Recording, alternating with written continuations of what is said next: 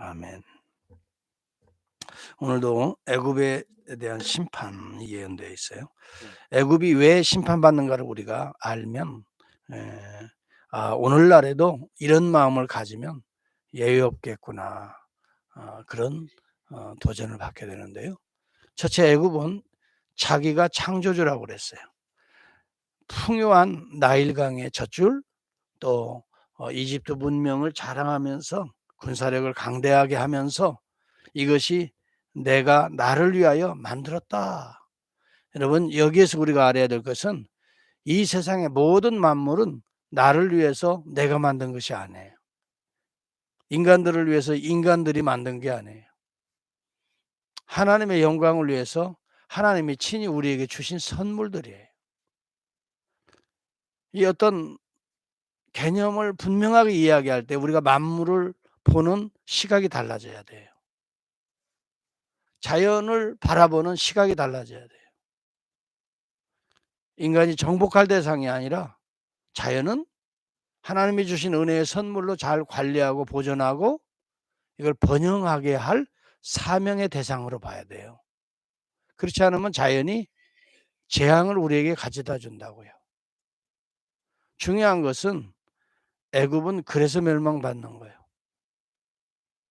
두 번째, 제가 어제 이야기하지 않은 오늘 이야기하려고 하는데 비밀스러운 거기에 뜻이 또 있어요. 그건 뭐냐 하면은 하나님께서 애굽의 아브라함의 후손, 특히 야곱의 70인 가족을 보내시잖아요. 이것은 여호와가 애굽에 들어가는 거거든요. 그들을 통해서 복음을 접하는 거거든요. 하나님을 알 수 있는 은혜의 기회가 있었던 거거든요. 그것도 400년이나. 그러나 그들은 하나님을 종부르듯이 했습니다. 400년 동안 이 70인 가족을 노예처럼 취급하고 그 후손들을 아주 고통 속에 부르짖게 만들었어요. 여호와 하나님께 부르짖게 만들었다고요. 이것은 다시 말하면 하나님을 종부리듯이 했다 이 말이에요.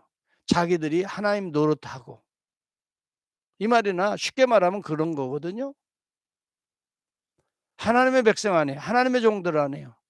하나님의 종들을 자기들의 노예 수준으로 취급하고 종부리듯 했어요. 하나님은요, 애굽에 보내실 때 요셉을 먼저 보내시고 70인 가족을 보내실 때 어쩌면 당대 최고의 사실은 문명의 이집트 문명이 번영하고 있었던 때죠. 복음을 심어준 거예요. 하나님을 알 수 있는 지식을 심어준 거예요. 그들을 잘 대접했어야 돼요. 그들을 잘 살게 했어야 돼요. 그들을 우대하며 그들이 증거하는 하나님을 그들이 믿었어야 돼. 은혜의 기회들을 다 놓쳐버리고 오히려 하나님을 종부리듯이 했어요. 여러분 잘 알아야 합니다. 오늘날 하나님의 메시지가, 또 하나님의 메시지를 증거하는 종들을 어떻게 생각해야 돼요? 잘 대접해야 돼요. 메시지를 잘 들어야 돼요. 그리고 함께 하나님의 거룩한 나라를 세워가야 돼요. 여러분 이랬다면 이 애굽의 교만과 허세가 무너지고 자기들이 내 것이라고 하는 것이 아니라 하나님이 주신 거구나. 나일강은 여기에 풍요로운 고기들이 많이 살게 되는 거, 또 이 젖줄과 같은 식수를 하고 또 농수를 대고 목조와 초목재를 만들게 하는 이 모든 자원들이 하나님이 우리에게 주신 은혜의 선물이구나. 그래서 에집트 문명이 기독교 문명이 될 수 있을 거예요. 은혜의 기회를 그들은 놓쳐버리고 오히려 사신 우상들을 숭배하며 하나님의 종들을 어떻게 해요? 핍박하고 그들을 모독하고 노예처럼 부렸어요. 이것이 바로 애굽에 대한 하나님이 모르시겠어요? 하나님 눈 감으시냐고요. 그 다음에 여기 오늘 더 중요한 내용은 그들과 동맹하여 짝하여 오호 하면서 애굽과 짝한 이웃 나라들, 이웃 사람들까지 다 하나님이 전멸시키는 거예요. 그 내용이 어디 있어요? 5절을 보시기 바랍니다. 구스와 붓과 룻과 그 모든 섞인 백성과 굽과 및 동맹한 땅의 백성들이 그들과 함께 칼에 엎드러지리라. 여러분 구스는 우리가 아는 대로 에디오파, 오늘날 에디오피아를 말합니다. 붓은 여러분 리비아를 말합니다. 룻은 여기 리디아를 말합니다. 예, 주변국들이에요. 이런 나라들이 애굽의 문명에 섞어서 함께 동고동락하며 함께 동조하며 맛본 민족들이에요. 여러분 잘 생각해 보세요. 세상에 살면서 세상의 맛을 보면서 세상이 부러워서 애굽 문명이 부럽듯이, 그래서 거기에 그냥 살살살살 같이 어울려서 비유 맞춰 가면서 그렇지, 그렇지. 동조하면서 세상과 짝하여서 세상 사람이 되는 것이 그리스도인입니까? 아니면 아니잖아요. 그렇죠? 우리는 세상에서 구원받은 자들이에요. 이스라엘은 세상으로부터 구원받은 자들이에요. 출애굽한 민족이에요. 여러분 아직도 출애굽을 하지 못하고 애굽의 고깃가마를 그리워하는 자들이 있습니까? 광야에서 다 엎드려 죽습니다. 우리가 기억합시다. 우리는 세상에 살고 있지만 세상에 속한 자가 아니라 세상에 파송받는 자로 살아가야 돼. 여러분 우리가 세상 친구들을 사귀지 말라는 게 아니에요. 그러나 그들에게 빌붙어서 뭔가 좀 콩고물이나 떨어질 게 없나 하고 알랑방구 끼고 간사하게 여러분 그렇게 살아가는 존재가 아니에요. 우리는 그리스도의 이름으로 당당하게 어둠이거든요. 어둠과 왜 짝합니까? 왜 어둠과 동맹합니까? 왜 그들의 말에 동조하고 그래 그래 합니까? 우리는 성령의 음성을 듣고 오히려 그곳에 가서 복음을 전해야 돼요. 아닌 건 아닙니다. 하나님의 말씀에 우리 주님의 마음에 그건 주님의 뜻이 아닙니다. 분명하게 복음을 선포해야 여러분이 빛인 거예요. 빛은 어둠과 섞일 수가 없어요. 빛이 임하는 곳에는 다시 말하면 어둠은 물러가거든요. 그런데 여전히 어둠과 짝한다는 것은 빛이 없다는 거예요. 오늘 이것이 오늘 이 시대의 교회와 목회자들과 성도들의 정말 도전받아야 될 내용입니다. 빛이 없기 때문에 어두움의 삶을 살아가는 거예요. 여러분 이번 성탄절이 빛으로 오시는 예수 그리스도를 제가 계속해서 강조합니다. 정말 우리 안에 작은 촛불이라도 다시 켜야 합니다. 이 촛불들이 모여서 여러분 장작불이 되고 같이 모여서 횃불이 되고, 그래서 이 어두운 세상을 비추어야 될 사명이 우리 가운데 있고요. 행여라도 세상 사람들이 세상에 어떤 보이는 것들이 또 이득이 있는 것처럼 보이는 것들이 저와 여러분들을 미혹한다 할지라도 거기에 그렇지 그렇지 하고 따라가고 여러분 팔짱 끼고 같이 어울리고 랄랄룰루 하는 게 아니라 오히려 그들과 짝하는 자들 동맹을 맺고 여러분 그들에게 동조하는 이러한 세력들은 애굽이 멸망할 때 같이 멸망한다 이 말이에요. 여러분 6절도 한번 보시기 바랍니다. 여호와께서 이와 같이 말씀하셨느니라 애굽을 붙들어 주는 자도 엎드러질 것이요. 중요한 내용이죠. 애굽을 붙들어 주는 자도 엎드러질 것이요. 애굽의 교만한 권세도 낮아질 것이라. 믹돌에서부터 수에네의 무리가 그 가운데서 칼에 엎드러지리라. 나 주 여호와의 말이니라. 참으로 하나님이 말씀하신 내용이거든요. 애굽 멍에는 반드시 꺾어집니다. 교만한 자들은 하나님이 그냥 두시지 않습니다. 왜냐하면 교만한 자들을 그냥 두면 하나님 되겠다고 하는 거거든요. 반드시 꺾습니다. 마치 자기가 하나님의 뜻인 것처럼 행세하지요. 내가 만들고 다 내 생각이 옳고 이렇게 해야 되고 내가 다 나를 위하여 만들었느니라. 교만과 허세는 하나님이 꺾어요. 18절에도 보면 내가 애굽의 멍에를 꺾으며 그 교만한 권세를 그 가운데서 그치게 할 때에 예, 그 딸들은 포로가 되리라. 애국과 함께 짝하는 모든 자들을 딸로 묘사하는데 포로가 되리라. 하나님이 꺾으시는 것을 사람이 막을 수가 없습니다. 바로의 팔을 꺾는 내용이 21절에 등장하죠. 처음에 예, 한 팔을 꺾습니다. 그리고 그 다음 팔도 이렇게 성한 팔도 이미 꺾인 팔과 같이 꺾을 때에 누가 감히 대항할 수 있겠는가? 하나님이 꺾으시자 시겠다고 작정하시면 꺾으시는 것입니다. 중요한 것은 하나님은 아무나 그렇게 막 꺾고 기분 좀 상하신다고 꺾는 게 아니에요. 애굽을 여러분 아까 말씀드렸죠. 애굽은 하나님의 위치까지 올라온 드로도 여기 그 이전에 예, 나타나는 그 두로도 마찬가지였어요.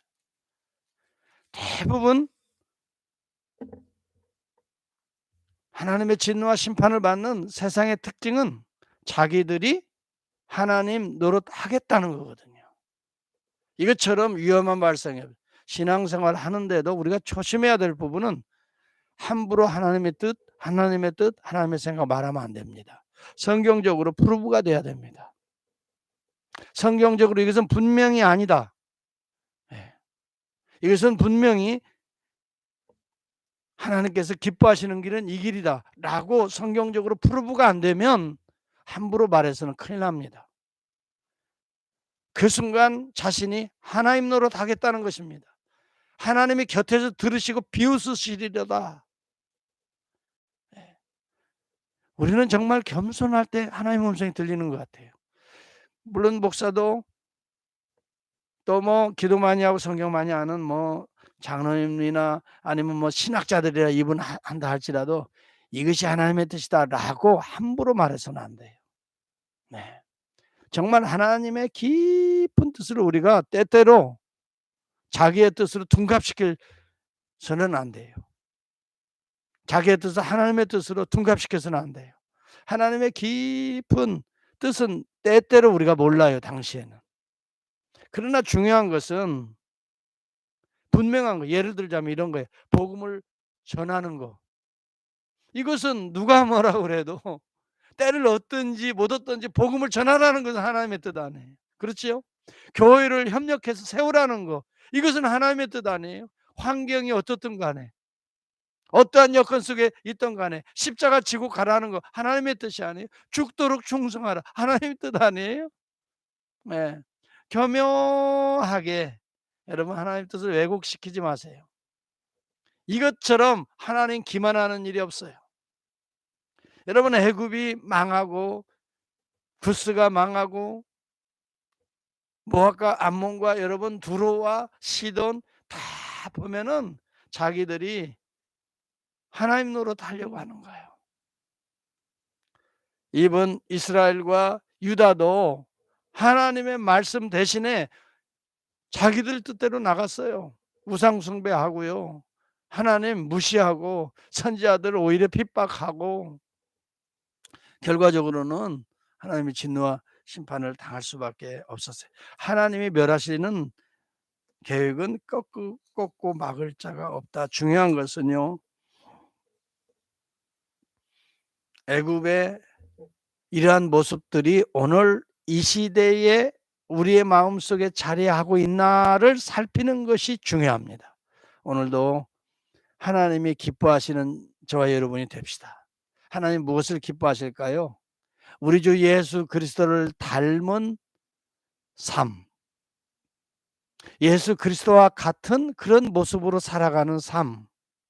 첫째는요, 이들과는 애국과는 달라요. 온유와 겸손한 삶입니다. 우리 주 예수 그리스도께서 이 땅에 오셔서 자기 뜻을 주장한 적이 한 번도 없으세요. 항상 아버지의 뜻을 먼저 붙들었어요. 이게 온유하고 겸손한 분이에요. 예수님이 능력이 없습니까? 삼위일체 한 분이십니다. 여러분 한 인격이십니다. 한 분 하나님의 한 인격이십니다. 아버지와 동일한 신격과 영광과 권위와 영혼성을 가지신 분이십니다. 비록 육체의 몸을 입으셨지만 100% 육체의 몸을 입으셨지만 100% 신성을 가지고 오신 분이십니다. 예수님의 하시는 모습들 우리가 따라가야 될 모범입니다. 예수님도 연약한 육체를 가지셨지만 죄는 범치 아니하시니라. 여러분 항상 자기 뜻을 주장하지 아니하고 아버지께서 나에게 하라고 하신 일을 내가 이루어 아버지를 영화롭게 하였으니 이렇게 말합니다. 아버지께서 나에게 하라고 하신 그 일을 내가 이루어 아버지를 영화롭게 하였으니 여러분은 오늘 저와 여러분들이 십자가의 모습이 또 나에게 있다 할지라도 아버지께서 우리 주님께서 가신 그 길 가는 거예요. 예. 우리가 살면 얼마나 삽니까? 뭐 100년, 200년 삽니까? 이 짧은 생애를 살아가는데 제일 가치 있고 의미 있고 행복한 인생은 주님 닮아서 주님과 같이 아버지께서 하라고 하신 일, 우리 주님이 우리에게 명령하신 일, 그게 그레이트 커미션입니다. 너희는 가서 모든 족속으로 제자를 삼아 아버지와 아들과 성령의 이름으로 세례를 주고 내가 내게 분부한 모든 것을 가르쳐 지켜 행하게 하라. 보라, 내가 세상 끝날까지 바로 그러한 곳에, 그러한 자에게, 그러한 심령에 함께, 영원히 함께 있을 것이다. 오늘 저와 여러분의 사명은 혼돈하지 마세요. 어떤 게 주에게 혼돈하죠. 주님이 하라 하신 그 일을 내가 이루어, 그 일을 이루어 내가 아버지를 영화롭게 하였사오니 그 일을 마침내 이루는 이 십자가 앞에서 나도 영화롭게 하옵소서. 정말 오늘 이 애굽은 자기를 위하여 자기를 영화롭게 했던 애굽은 한순간에 여러분 하나님의 진노와 심판을 받아 하나님의 자리를 빼앗으려고 했던 애굽, 이 두로, 시돈 다 아름다워 보이지요. 백향목과 같이 뭐 금강석과 같이 아름답게 꾸몄지요. 그러나 그런 것들이 일순간에 망하였도다. 기억합시다. 눈에 보이는 거, 화려한 거, 좋아 보이는 것도 애굽입니다. 여러분 영적으로 우리는 부러워해야 될 것이 있습니다. 우리 주 예수 그리스도 닮아 사는 사람들, 여러분 힘들어도 어려워도 주의 길 묵묵히 진리의 길 생명의 길을 고집하며 가는 자들, 이러한 자들이 사실 저는 더 부럽습니다. 정말 어디에서 이 믿음과 어디에서 이런 은혜를 저렇게 충만히 있고 당당하게 담대하게 흔들리지 않고 주의 길을 가는가. 저와 여러분이 마지막 생애까지 애굽을 의지하지 아니하고 주를 의지하며 여러분 세상의 가치 기준이 아니라 하나님의 가치 기준으로 항상 생각하고 판단하고 세상에서 짝하고 거기에 동조하고 대충 거기에서 콩고물 얻어먹을 생각조차 버려버리고 오직 세상에 파송받는 자로 오늘도 거룩한 빛의 자녀로 한날을 시작하고 연약한 우리들이 있기 때문에 오히려 더 주님을 의지하고 주님 도와주세요. 주님 닮아서 살고 싶은데 내 마음의 욕망은 그렇지 않습니다. 주님 용서해 주세요 하면서 오늘도 내 육체의 욕망과 안목의 정욕과 이생의 자랑들은 오늘도 기도하시면서 십자가에 하나씩 둘씩 못 박읍시다. 그리고 주님을 닮은 온유와 겸손한 브라우스 그 마음으로 오늘도 우리에게 주어진 사명의 십자가를 지고 묵묵히 주님 가신 그 길을 걸어갈 때에 성령께서 도와주실 것입니다. 함께 하실 것입니다. 주님께서 우리를 통해서 영광 받으시고 어두운 곳에 빛을 던지는 거룩한 은혜의 또 한날이 될 수 있기를